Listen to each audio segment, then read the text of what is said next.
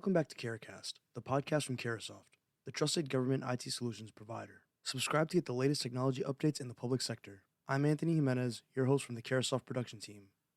On behalf of Bastille Networks, we would like to welcome you to today's podcast, Cell Phones and Ships. We are joined by Dr. Brett Walkenhorst, CTO at Bastille, and Scott Stapp, CTO and CRO at DEF CON AI, who will be discussing the security risks posed by smartphones on Navy ships. Welcome back to the Daily Threat Podcast from Bastille. I'm your host today, Dr. Brett Walkenhorst. Today, we're talking about the risks of cell phones on Navy ships. We are joined by Scott Stapp. As Brett said, Scott Stapp. I'm a 30-year retired Air Force officer, retired as a general officer back in 2015. I've worked 10 years in the defense industry with Northrop Grumman, retired there a couple of years ago as the CTO, and I'm now working in the artificial intelligence world in the venture capital side for a company called DEF CON AI. Great. Thanks, Scott. So let's get into it. The topic is smartphones on ships. What's the problem? So in general, you can imagine sailors are going to want communication capabilities. They want to be able to connect with family and friends, but there's a risk to this. So can you help us frame that? What's the issue? So I think it's only become a recent problem, really, when you think about it. And I think everybody understands and knows that the U.S. has had intelligence operations from space we call national technical capabilities. They've known that for decades. Everybody is aware of it. That was typically really just the purview of large nation states like the U.S. Very powerful economies. Russia had a little, but not tons, but nothing like the U.S. had. When you start to look at how the commercial world has changed the IT world in comms, when you look at something like a Starlink, or you look at what Kuiper's trying to do, where you're talking about thousands of satellites in space that provide communications, that capability has now become much more accessible to our adversaries. So if you look at somebody like China actually has more assets in space than the United States does. And a lot of those are devices that will collect and basically be able to do geolocation. So when you start looking at cell phones, 99% of the time, nobody cares where your cell phone is. When they're in port and with their friends, nobody's tracking anything. But if you look at what we'll say the FBI, if a crime is committed and the FBI can go back and look through logs and trace where that cell phone was all over the place, they can go back and look and understand what it was. Our adversaries now have that capability to look at where all of our cell phones are. They may not care about it 99% of the time. I guarantee you they do care where the ship is. And unfortunately, wherever the ship goes, so do you. So if you're transmitting with a cell phone or you're talking, actually, if the cell phone is actually operating, your adversary has a high likelihood of being able to detect it, geolocate it, and therefore know where the ship is. And it's not just from space. It is now from, they've had it for a long time from other merchant vessels that can collect. Drones have become a real problem where you can launch them long distance that can do signals detection and geolocation. The real issue for the Navy has been that they want their sailors to have cell phones. They want them to be able to talk and communicate with home. But there are times during critical operations, they want everything off. And I think most sailors, I think most people do not understand the significance of that. So in some cases, they may just go to silent mode. Well, they don't know that if you've actually had somebody in, they can beacon your phone to actually communicate even when it's just in silent mode. And in some cases, even when it's off. So the idea of Faraday bags, putting them in places that are secure is actually really critical. So it is going to be a problem, not just for the Navy, but everywhere there's cell phones, they will tell you, obviously, where you are, and in some cases, what you're doing. So this is about OPSEC. And what I'm hearing you focus on is non-cooperative localization because of the ubiquity of sensing platforms out there. So can you talk a little bit more about that? How can, if a phone is beaconing, how do they go about geolocating with these sensors? And then you talked about the harder problem is if the phone is in silent mode, how does one go about compromising it to get it to beacon? So very similar. So when you think about how Starlink works, because Starlink is a bunch of low Earth orbiting satellites that have to actually pass the comms off between each satellite for every user. It has to know where the user is to be able to do that. So the user is sending a signal up, and the satellites are actually geolocating where that user is. Anytime you want to geolocate anything, you need really three different points, right? It's a triangulation. With a LEO satellite, it becomes very easy. With geo satellites, you may only have one, but if the asset is moving over time, you can triangulate it because it is having different locations. A Doppler, you mean, or? Basically, it will measure each point, and then if they get one other hit from another point, it can actually do some triangulation off those. Got it. Okay. So it actually really is not that difficult to triangulate an RF device. They'll get it into smaller and smaller ellipses. We call them ellipses on because you'll have some error with those. But what you need is just enough where they can use other assets to take pictures, who have very broad things to find out where you're at, right? So our adversaries are constantly, very much like us, we're constantly looking for all of our major military assets. And again, most of the time we don't care, and we know people are looking at it, but there will be times where the Navy goes into what they call a mission control, and the idea is they'll hide in the weather and they'll move around so that the overhead systems cannot see them. But RF will transit that, and you can still geolocate it. And it is interesting that if you have a very large ship like a carrier where you may have 5,000 people, one person can geolocate the entire ship. Right? You can put billions of dollars into how you hide it and how you move and because it's a big thing. It's hard to hide a big aircraft carrier, and they put a lot of effort into trying to, from an OPSEC perspective, not make it just super easy for your adversary to find it. Cell phones can make it just absolutely very easy for your adversary to find that asset. It just takes one. And you can imagine with thousands of sailors, that's a pretty high likelihood that somebody has got a cell phone on them and it's beaconing. Well, and in some cases, I'll be honest, in some cases, it can be leadership who does it. Because sure. Yeah. I've seen this in commands I've done, that in some cases, you tell your unit what to do, but sometimes you think it's important for you to have it because you need to be in touch and do certain things. And in some cases, if they don't understand the vulnerability of that technology, they may have actually just put a vulnerability in themselves. So it's literally everybody. And some of it is the education, because in the past, our adversaries didn't have this capability. And it is just coming out now. And again, Starlink, Kuiper, some of these things where you have thousands of satellites are good examples of the ability for an adversary to just listen. Because what's easier than a comm system, which has to actually transmit and move, a RF collection system only has to listen. So all it has to do is large numbers of satellites that are just constantly listening, and they don't have to retransmit it. Sure. What about the case where, so we talked about non-cooperative localization, but is there a case for an adversary to want to actively compromise a device, or maybe even on the back end, exploit a network to extract information that the phone was giving up by itself, its own GPS receivers, coordinates, or maybe it's inertial sensor information? Is there any use case for that, or is it really just non-cooperative stuff? No, it's a use case for everything. What's really interesting is most adversaries will look at an intelligence collection methodology. 90% of the time, they actually probably know who is assigned to what ships, right? They have probably collected and they understand. I mean, that's the goal of every military, is to understand what their military personnel look like, who's who in the zoo, who's assigned to what. Well, the best time to exploit a cell phone is actually when you're on the land and you're not really in operations, right? You're talking to your wife, you're going back and forth, but they know who you are. And very similar, here's what's really funny, is if you think about it, how many spam calls do you get on a daily basis, right? They get your name, they get your number, they know exactly who you are, and you're getting calls that are directed at you. Well, our adversaries have that exact same capability. They're just not calling you. What they're doing is they're trying to figure out how to get access to that device. They know your phone. They know when it goes hot.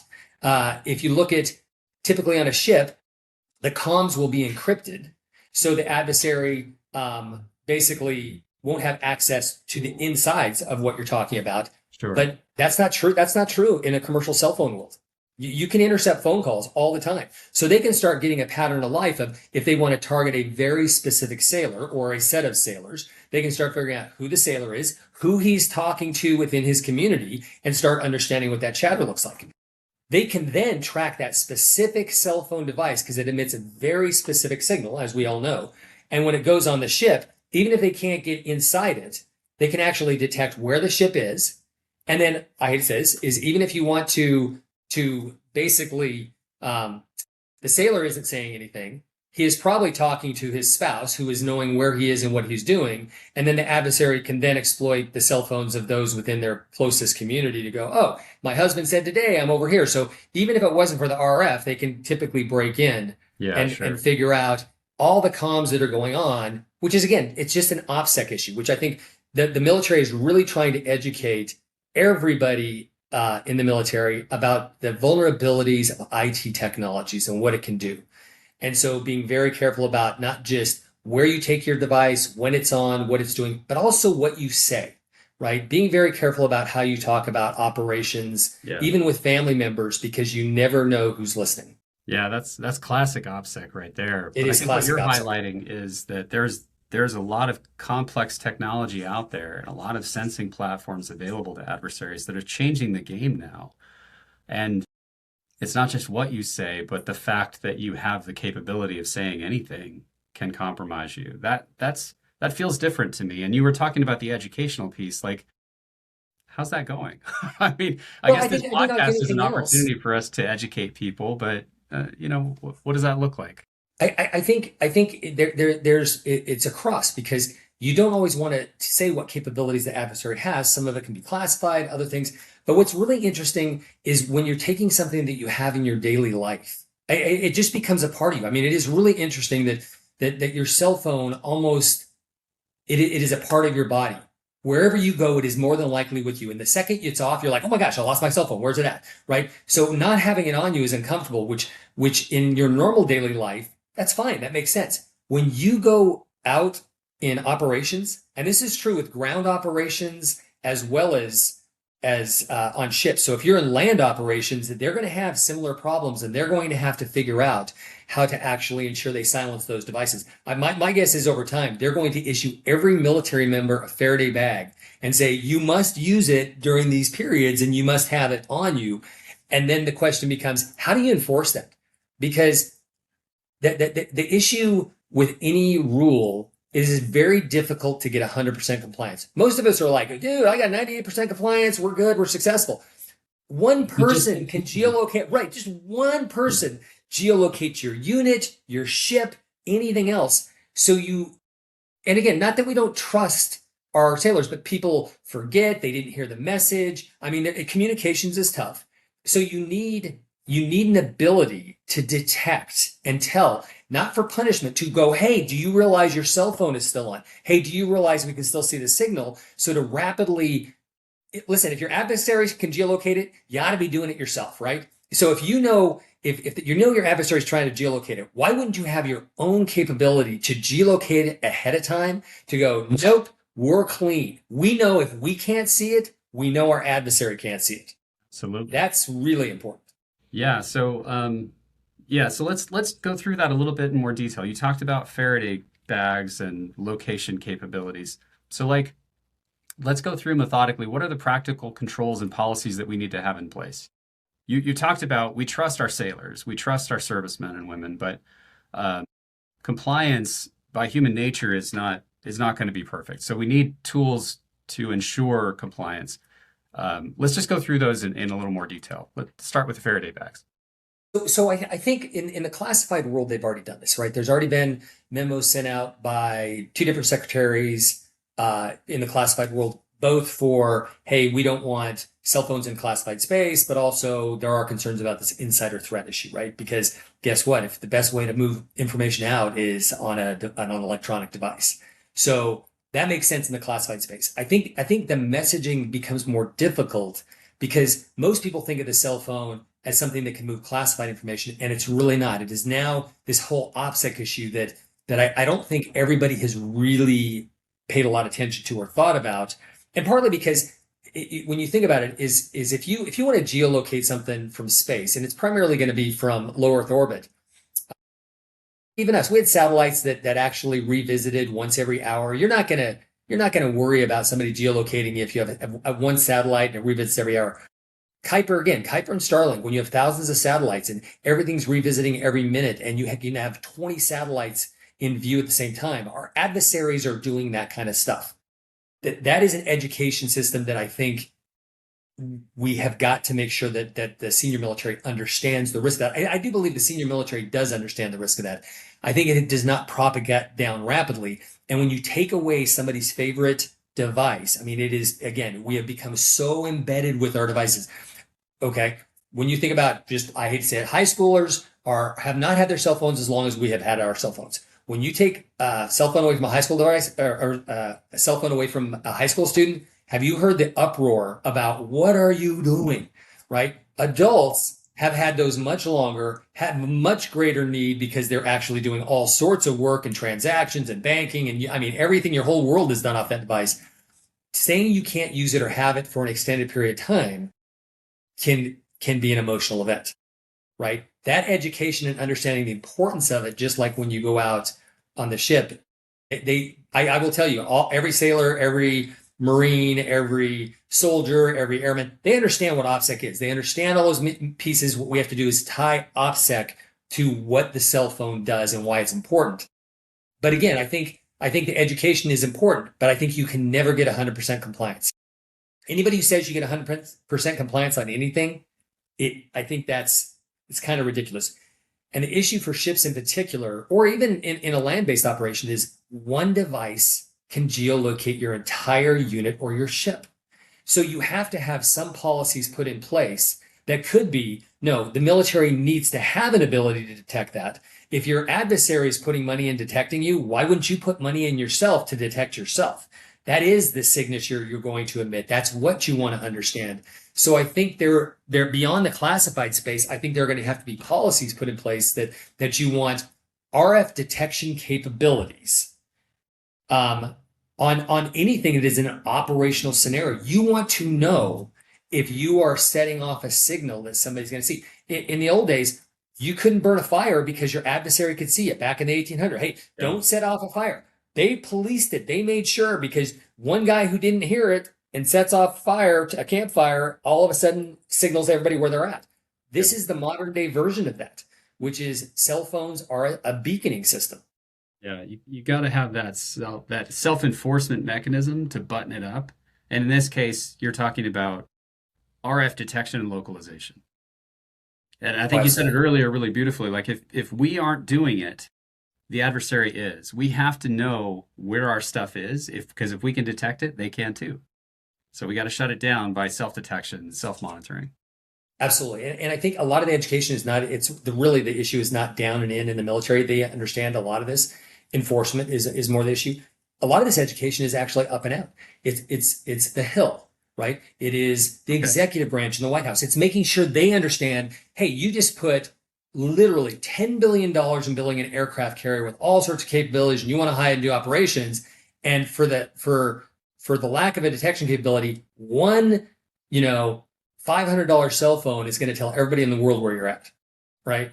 That doesn't seem a good return on your investment. You might want to invest some money to ensure that when you want to go into emissions control and you want to have zero signature, you have a way to verify that is true. Because when they think of emission control, it's all the big radars and everything else. They just go power down, and everybody powers down, and they're not going out and checking every sailor. And I think it is going to be something that they're going to have to actually educate the people up and out, legislative branch, executive branch, on the risks of that, so that they can actually appropriate funds to make sure that they have that kind of detectability so that they can protect themselves. Well, Scott, this has been really enlightening. Thank you for sharing your thoughts with us. Is there anything else that you'd like to share before we wrap up? No. I think what we're going to see is, whether it's cell phones or AI, technology is changing at such a pace that typically what we start to see is the operations of the government do not operate at the same pace as this technology change. We are going to have to go much faster to stay ahead of it, or we will find our adversaries, if they move faster, we will have now a vulnerability. So we do have to learn how to move fast in this world. Scott, thank you again so much for joining us today. If you'd like to learn more about how Bastille helps government and defense organizations detect and locate unauthorized wireless devices, visit us at bastille.net. Thank you for tuning into the daily podcast. Stay safe, stay aware, and we'll see you on the next episode. Thanks, Brett.